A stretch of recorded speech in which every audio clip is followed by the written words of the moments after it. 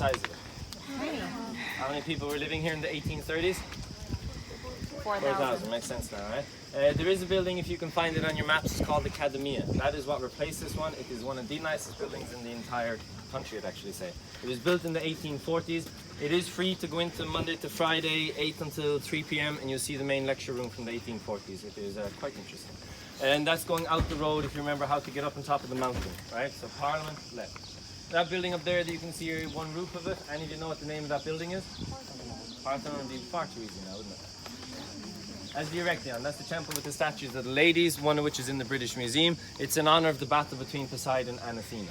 Now the Acropolis is the mountain. Acro, edge, polis, city. It translates as the edge of the city. The Parthenon, which is the attraction, is further in. Parthenon translates as virgin. It's the temple of the Virgin Athena. That first statue that was inside in that temple was completely made of gold and it was made in a jigsaw shape. The idea being, you need the funds to go to war, you take a piece out, melt it down, use it, after the war, remake the piece, stick it back into the statue. So it's like a modern day depository bank. Architects have studied this for centuries and will for centuries more, because it has withstood every single natural disaster. No earthquake ever caused any damage, no weather caused any damage. But there's a lot of damage. What caused all of it?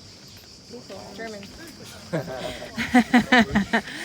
People, right? The main one was the 1600s, war between the Ottomans and the Venetians, right? All the gunpowder, bombs, bullets, everything was stored in the basement. When a bomb went up, straight into the basement. And just because you mentioned the Germans, I will tell you a story that I still don't know why he did it. But when Hitler came here during World War II, he bombed the Acropolis and did not bomb the city. I find that very strange, all right? If you consider the city Paris, he did not bomb it because he wanted to maintain his beauty. So why he bombed the Acropolis, I don't know. If he did it the other way around, we might have a nicer city, but no. Right, where do you think we're going here now? Down or up? Please stay down. We're going up, right? It's our last up. It's the best view of the city I can give you today. And it's when we go down, is one of my favorite parts of the city, right? Now, it is still a neighborhood that is lived in. I'm only showing you how to get in and out of Anaphiotica. Any of you heard of it? You heard of it? I mean, it was built in around the 1830s.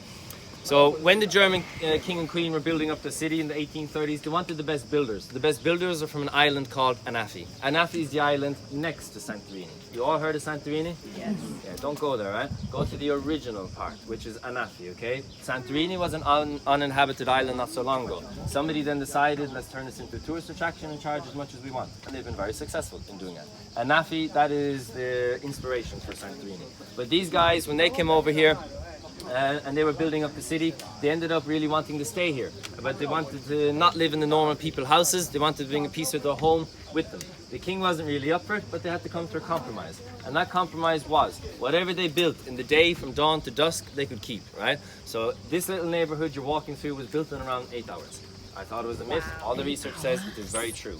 All these houses are one room, bedroom, kitchen, sitting room, living room, everything. But more interestingly, the majority of them are all still lived in by the descendants of the people who actually built them. So I'm only showing you how to get in, how to get out, because it's still a neighborhood that is lived in. If you come back again, you'll probably spend an hour wandering around the place. All right? If any of you are not going to Santorini, but you want to tell your friends you went to, you can take a selfie in there. All right? Up we go.